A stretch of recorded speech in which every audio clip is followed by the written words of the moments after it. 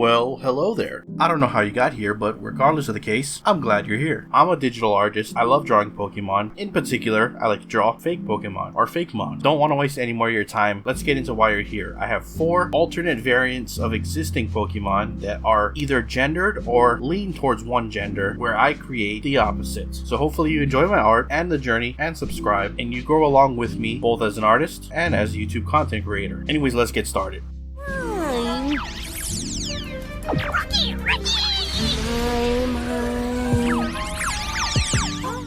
To start off, we have Mr. Mime. You're gonna notice that I've organized these videos in order from the most subtle changes to the more pronounced at the end of the video. When I was doing my research, mimes, both female and male, don't really look that much different, which is why Mr. Mime. For Mrs. Mime, I didn't do a whole lot of changes. Did take some inspiration from court jesters from medieval times, but overall the look is not too drastic. One thing you're gonna notice very early on in these clips is that I tend to approach these designs with a very vague or nebulous idea of what I want, so you're gonna see me do multiple iterations, sometimes scrapping entire sketches and doing them from scratch. It's just how I work and it's just part of my process, but if you stick around, we get there in the end with all of these drawings. You can already start to see what I'm going for here as I start to make these subtle changes here and there to proportions and things like that to differentiate it from the original design. The spheres that would essentially be Mr. Mime's shoulders are much smaller in the female version, while the ones that connect the body to the legs are much larger, almost like thighs. And the ears, or horns if you would call them that, are where I take the inspiration from a jester. They're much more loose and flowy, and you'll even notice on the face, Mrs. Mime's makeup does resemble eyelashes. And another reason why I didn't go too much into the gender changes is, if you do know, the Japanese name of Mr. Mime isn't gendered at all. It was something that happened in translation, so the original design was never really meant to lean towards one gender or another, and Mr. Mime itself, if you actually look at it, doesn't really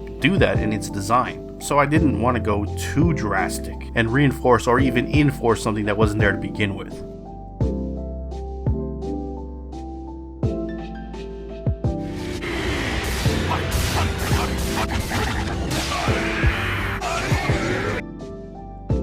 Next up, we have Hariyama. In the early stages, I was working out proportions, figuring out exactly what I wanted to do with the design, and I learned early on that with the shape of the limbs of this Pokemon being so large and round, it was very difficult for me to get a pose that I was happy with, because there wasn't a lot of leeway with the direction that I could take the limbs, and ultimately gave me a larger appreciation for the animators being able to animate this Pokemon, because it was not easy for me. Also, while in the process of creating this design, I did some research, and I actually learned, this is based on a sumo wrestler, Hariyama, originally, and I didn't know until I did this that women can't compete professionally in sumo wrestling. And if I'm not mistaken, they didn't even sumo wrestle for many, many years throughout sumo history, and it's only in modern times where that's possible. Maybe one day the sport will open up professionally to females, but as of right now it's not, but it was an interesting thing to learn while on this journey. Fortunately for us, this is the Pokemon world, not the real world, and we can bend the rules as we see fit, especially in terms of making Fakemon, so that's no problem at all. But anyways, to get back to what I was saying, since the limbs were difficult to create poses for, I ultimately opted for keeping out largely the same pose as the original Hariyama key art with the very slight differences, and then just making my gender changes using the same pose. Art is a journey, and as I get better, then I might be able to tackle this at a later date when my skill improves, but I gotta say at the time, it was a struggle dealing with a Pokemon like this. But as you can see, this Hariyama female version, main difference is it does have a ponytail-like feature on the back of its head. Since every image I've seen online of female sumo wrestlers, they have their hair tied back, which makes practical sense, and I wanted to mirror that in the design. The torso is obviously very different, using the orange part almost like a garment to cover up what is more of the skin tone portion of the Pokemon. As you would imagine, female sumo wrestlers are a lot more clothed than their male counterparts, and obviously I changed the way the flaps are that drape over the legs or pants if this Pokemon was wearing pants. Originally I had kept the flaps the exact same as original Hariyama and even finished the art with them, but I wanted to do a little more change because I thought it was even more subtle than the Mrs. Mime change, so I opted for what you see now with the flaps, where it's almost like tied up around the waist of Hariyama, and you have strings that hang off each side of the main middle flap, but I'm happier with this now. But yeah, another overall fairly subtle change to the original design, but enough to know that you're not dealing with the exact same Pokemon.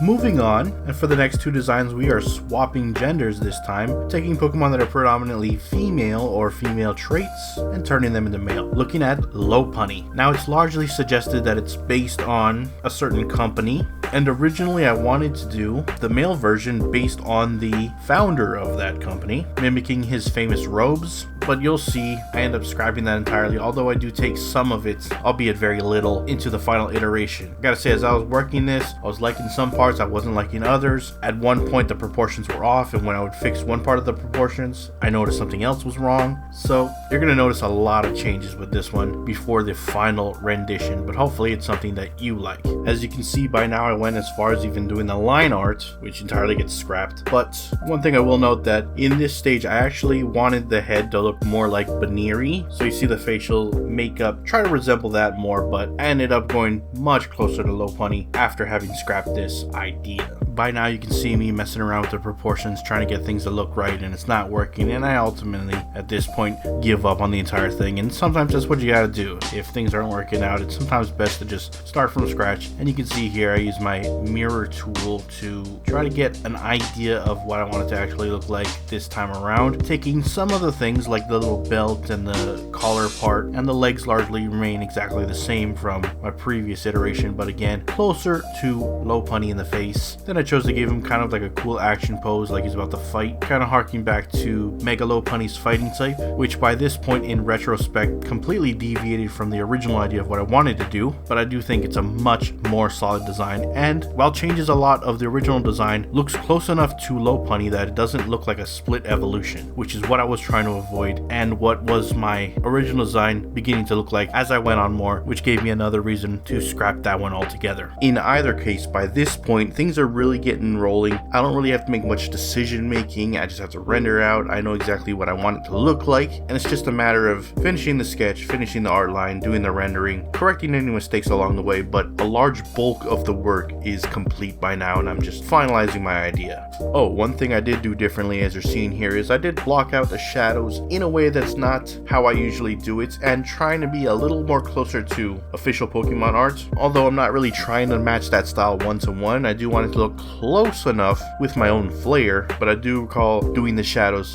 slightly different than previous. I'm not sure if I really like it, but it was an experiment, which I don't think I personally nailed all that well, but it's always worth trying to give you a better sense of what may or may not work in your art. Anyways, there you have it, my rendition of the male version of Lopunny.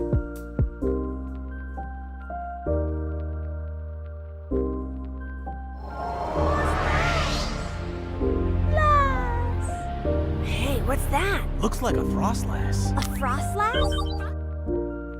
And finally, the last Pokemon I have for you today is Froslass, which is originally based on a female ice spirit. So after doing some research, I learned about the Old Man of the Snow, which is a yokai known to cause avalanches every year. And that is what I based my design around. You can see the icicles that are originally atop Froslass's head now form a beard, and behind it, this version of Froslass is carrying a giant mountain of snow, resembling both the mountain from which the man is from and the snow from which the avalanche would be made of. Other than that, the features are pretty much just ported over from original Froslass. I'm not sure exactly why, but this drawing among the four was the easiest for me to do and complete. Everything I did kind of just started rolling off the cuff and falling into place, and I had very little errors or corrections that I had to make in this process. And if I'm being honest, this drawing is the design that I like the best among these four, but do let me know in the comments which one you prefer, because I'd like to hear your thoughts. And although this is still the same Pokemon, just a different gendered version, I did coin the nickname for it Frostlad instead of Froslass. That I thought was pretty funny. Maybe in the future I'll design a more feminine Glalie as an alternative. That might be something worth doing. But yeah, anyways, here you have my version of Froslass, or Frostlad. Comment what you think.